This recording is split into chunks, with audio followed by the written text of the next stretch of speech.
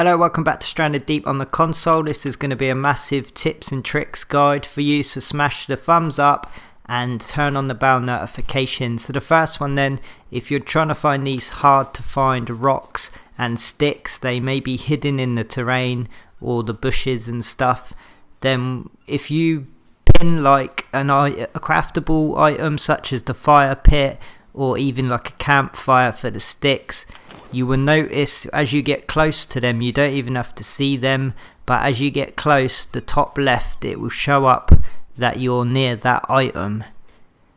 So what I've done is I've pinned the fire pit right here, and I'm just running around until I see 2 or 3 or 3 of 3 rocks in the top left corner. You see how it lights up when you've collected enough? That makes it even easier to find. So I thought I'd share this tip because I haven't seen it shared before and no one's mentioned it, and it's something I've been doing for a while now, so I just thought I'd put that one out there. So if you've come to a new island and you want to quickly get yourself some water, you may be a bit parched, then what you want to do is, instead of just drinking loads of coconuts, because if you drink more than 2 you get the squirts, which isn't good, instead you can make a coconut flask, and then basically by doing this it makes the water inside fresh water, so you can just drink as much of that as you want. Obviously you'll only have one serving, but if you just make a few of these, then you can just drink quite a lot and you won't get sick. You can also double this up as it is a coconut flask, so you can just refill it over and over and use it for recipes like the consumables for a cure or something as well. So here's a clip of me like downing 3 in a row just to prove that it doesn't give you the squirts. It is good to go. That is clean water right there. So make the most of that one. When you visit a new island, one of the first things you want to do is smash down the yucca plants and also the small young palm leaves, these things right here, because after 2 days they will respawn. There's not a lot of items that respawn, but that is one of them. So if you visit a new island, or if they are spawned, make sure you knock them down right away, even if you're not picking them up, because stuff on the ground does not despawn, so you're good to go with that. So the next one, the smoker is one of the best cooking stations in the game. Not only can you throw stuff down below like the meat or sounded a bit rude, but anyway, you can throw an egg down there too to cook. You can store like 5 small meat up the top. And it's smoked meat. It'll cook it first, you'll hear a little ding, and then that's when you know it's cooked, and then you will hear a buzzer, that's when you know it's smoked. Smoked meat does not spoil, so you can just cook loads of it and you could take it for long journeys. It's good for that, but obviously medium and larger meat's better. If you make a raft, I've done a tutorial on this, so check it out. If you make a raft like this one, a sail in each direction, you can maneuver nice and easy and you shouldn't have too many problems. If you look out at sea, especially nighttime, you can see these sort of waves breaking. They're sort of like a misted sort of part of the ocean. That means there's a shipwreck down there, so you want to check that out. Make sure you save before you go into shipwrecks, as they can be dangerous. So just save your game, check them out, and you can find some crates like this with some rare loot.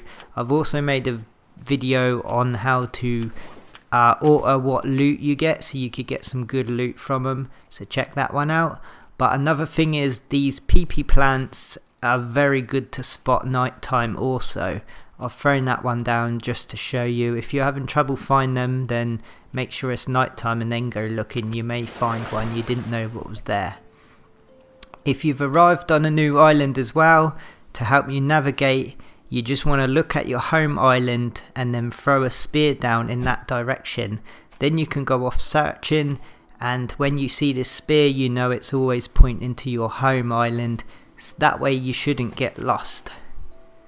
I thought this one was a really helpful tip, and it's good to share it with you. the beginner raft, or the starter raft should we call it, it isn't completely useless. I found two uses for it. One is, you see the UV in the top right there is high. It is good for shade, so if you prop it up you can just get under it and you can still craft and cook stuff in the shade, so you don't get sunburnt. And the other thing is the anchor. If you throw it onto your raft, you can anchor out in the real deep sea, especially using doing the boss fights. But I'd recommend just jumping in the water to get your UV back up. But just be mindful, the stuff in the water that poisons you are these, I call them sea snakes, but they're actually eels, I think. Them sort of blowfish, they look like deflated puffer fish. That purple thing there is a crown of thorns, I'm told, so don't step on them because they will poison you. And also there is a land snake too that will poison you if that bites you. And there's one other thing, a sea urchin right there, conveniently next to a clay pile, that is very useful. So while we're here, I'm just going to show you, gathering clay, you want to do it from above so you can see exactly where the clay is dropping. See, it's right there. If you do it from the side, you may see where it broke and it's nowhere to be seen, so harvest from a top, or above should I say. And talking of the snakes, you can put them on passive, the same as dangerous sharks. If you want a nice chilled out game, you can just put those creatures on passive, they won't bite you. But you won't be able to hunt sharks while they're on passive, they swim off too quick. So if you want to set them to default, they will attack you. Another thing is you want to get collecting fuel. And you could do this early on in game, as soon as you can. Once you find some potatoes, you want to plant them as early as you can, and then you need a fuel steel boiler to cook them down once they're grown. I add fibrous leaves to all my stuff now because I've crafted pretty much everything I want. You can add them to your water, steels, and all your cooking stuff too. Your clay flask holds the most water, so that's what I use to fill up my plots. So it holds 5 servings. And what you do is you just chuck your potatoes in the top like so, and it will cook them down as long as it's on. Your wood farming plots, they hold 4 servings of water. If you want one that holds more water, you can go with the wood farming plot or the corrugated sheet farming plot.